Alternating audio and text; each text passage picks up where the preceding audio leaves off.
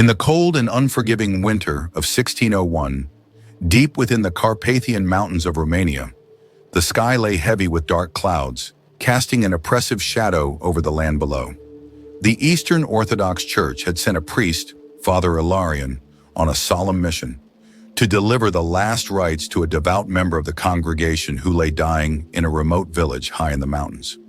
The task was one of great importance, yet it came with a burden that many would fear to carry. This journey required 3 days of solitude through the treacherous, snow-laden paths. Ilarion, a man of unshakable faith, set off without hesitation, clutching his prayer beads as he walked. The first day was uneventful, the silence of the forest broken only by the crunch of his footsteps in the snow. By the time night fell, he had found shelter in an abandoned shepherd's hut.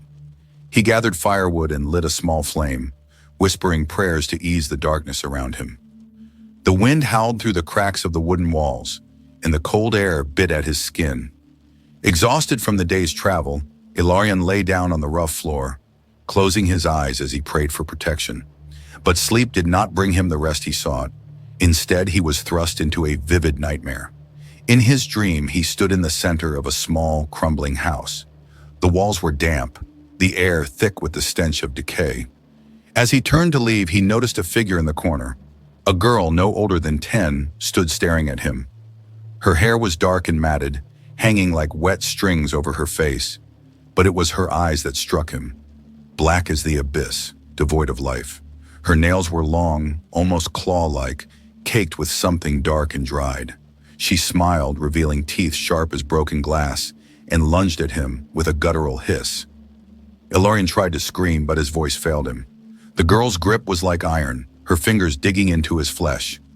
He felt the pain, sharp and real, as she slashed at his chest, laughing with a voice that sounded like 100 whispers layered over each other.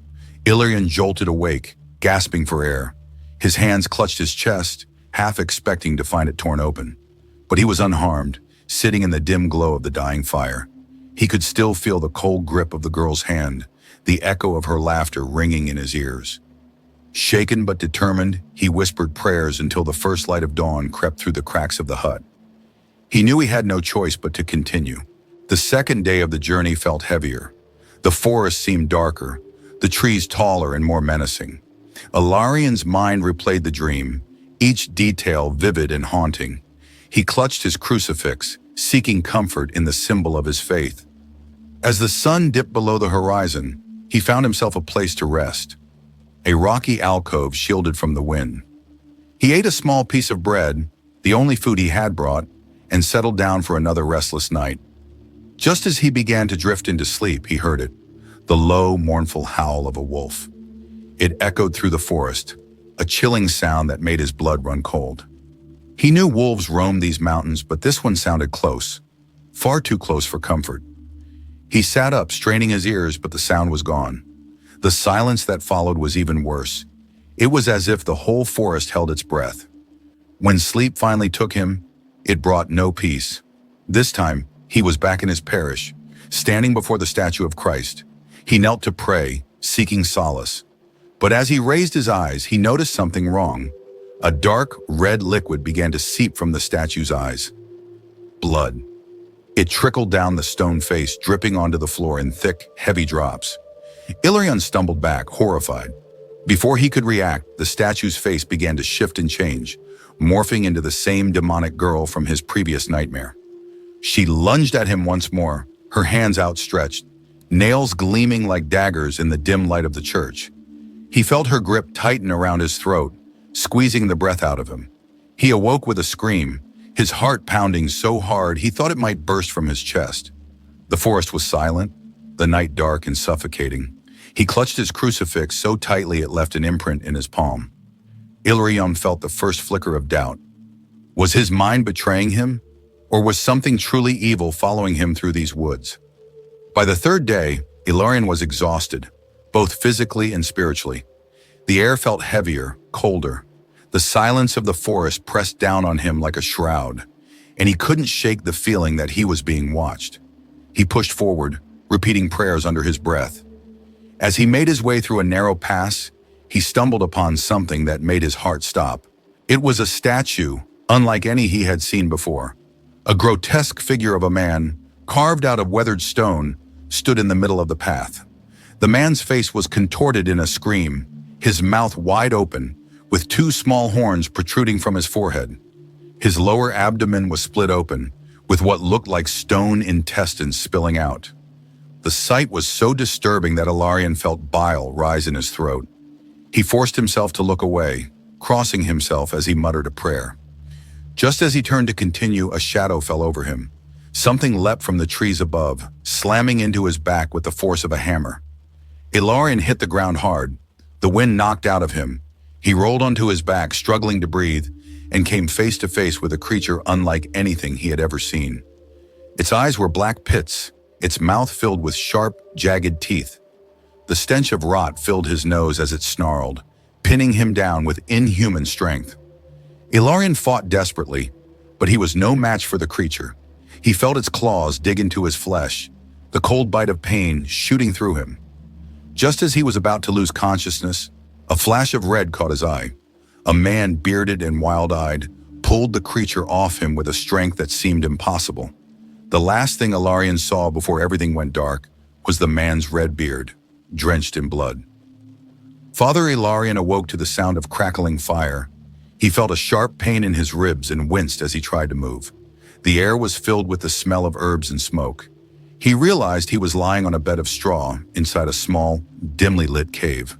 Shadows danced on the rough stone walls, and the only source of light was a fire burning in the center. His eyes adjusted slowly, and he saw the man with the red beard sitting by the fire, stirring a pot of something that smelled pungent and medicinal. The man noticed Ilarion stirring and turned toward him. "You're awake," he said in a voice deep and rough, like the growl of a bear. He handed Ilarion a small wooden cup filled with a bitter-smelling liquid. "Drink this. It will help with the pain." Ilarion hesitated, clutching his crucifix as if it were his only lifeline. "Who are you?" he managed to ask, his voice weak and raspy. "What was that creature?" The man's face softened, but his eyes held a sadness that seemed ancient, as if he had seen far more than any man should. "My name is Dragomir," he said, "and what attacked you was not of this world. It's a demon that has taken the form of my daughter." Ilarion's heart sank. He remembered the black-eyed girl from his nightmares, the claw-like nails, the laughter that chilled his blood. "Your daughter?" he whispered, horrified. Dragomir nodded slowly, staring into the fire. "Her name was once Adela. She was a sweet child, full of laughter. But that was before Samka took her." He spat the name out like it was poison, his face twisted with grief and fury. "It's a spirit older than these mountains, a demon of chaos and blood. I returned home one day to find my wife and sons dead, torn apart, and Adela, she was sitting there covered in their blood, her eyes black as coal. The name Samka was written on the walls in blood." Tears welled up in Ilarion's eyes as he listened. He could feel Dragomir's pain as if it were his own. The priest had seen suffering before, but nothing like this. A father watching his child become a vessel for pure evil. "I'm so sorry," Ilarion whispered, his voice thick with emotion. "I've been hunting her ever since," Dragomir continued, his hands trembling. "I thought I could save her. I followed her trail of blood across villages, towns. But she is no longer my daughter. She is something else entirely, something that wears her face and speaks with her voice." Ilarion felt a shiver run down his spine. He had encountered stories of possession before, but they were nothing more than tales shared by the firelight. He never believed he would come face to face with such darkness. "Why did she attack me?" he asked, trying to make sense of the nightmares in the attack. "Because you are a man of faith," Dragomir replied. "Samka feeds on fear and despair, but it despises those who hold strong beliefs. Your prayers weaken it, make it angry. That's why it tormented you in your dreams. It was trying to break you before it killed you." Ilarion gripped his crucifix tightly, feeling a mixture of fear and resolve wash over him. "We must destroy it," he said, his voice firmer now, fueled by a sense of purpose. "This evil cannot be allowed to roam free." Dragomir looked at him with a mix of admiration and pity. "You are brave, priest, but this is not something you can defeat with faith alone. Samka has bound itself to this land, drawing power from the old statues, like the one you saw yesterday. They were once idols of the pagan gods, twisted by the demon's influence. Destroying it will require more than prayers. The night passed slowly as the two men spoke, sharing their fears, their hopes, and their desperate plan. As dawn approached, the fire dwindled to embers. Dragomir stood, fastening a leather strap across his chest and picking up a long hunting knife. He looked down at Ilarion, who was now standing with the help of his staff. "We have one chance," Dragomir said. "Samka will return tonight, drawn by the blood it tasted. We must confront it at the old shrine, where its power is strongest. If we can destroy the statue and sever its tie to the land, we might weaken it enough to send it back to the abyss." Ilarion nodded, his heart pounding with fear, but also with a strange, fierce determination. He knew this could be his end, but he was willing to sacrifice everything if it meant putting an end to the demon's reign of terror. They set out together, making their way through the dark forest as the sun rose behind them. The day passed in a blur of preparation.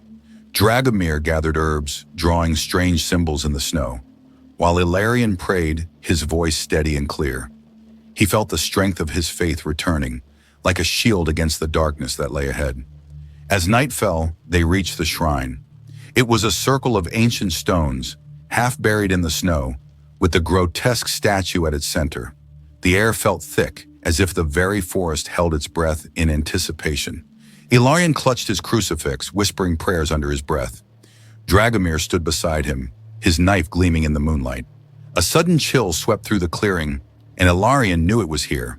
The shadows seemed to grow deeper, darker, and then he saw her, the girl from his nightmares, standing just beyond the circle of stones. Her black eyes locked onto his, and she smiled, a smile that spoke of centuries of malice and hunger. "Adela!" Dragomir's voice cracked with sorrow. The girl tilted her head, her smile widening. "Father," she said, her voice soft, almost sweet. "I've missed you." Tears streamed down Dragomir's face. He took a step forward, but Ilarion grabbed his arm. "That's not your daughter," the priest whispered, his voice urgent. With a sudden feral scream, the girl lunged at them. Dragomir met her with his knife, slashing wildly. Ilarion began to chant, holding his crucifix high. The words of the exorcism poured from his lips, each one feeling like it burned the air. The girl shrieked, her form flickering like a shadow in the wind. Ilarion pushed forward, the words spilling out faster, louder. Dragomir struck the statue with his knife, chipping away at its stone face. There was a deafening crack as the statue split open, black smoke pouring from the wound. The girl's eyes widened in terror, and she let out a scream that seemed to shake the earth. Her body convulsed, then fell to the ground, still and lifeless. Dragomir dropped to his knees beside her, sobbing.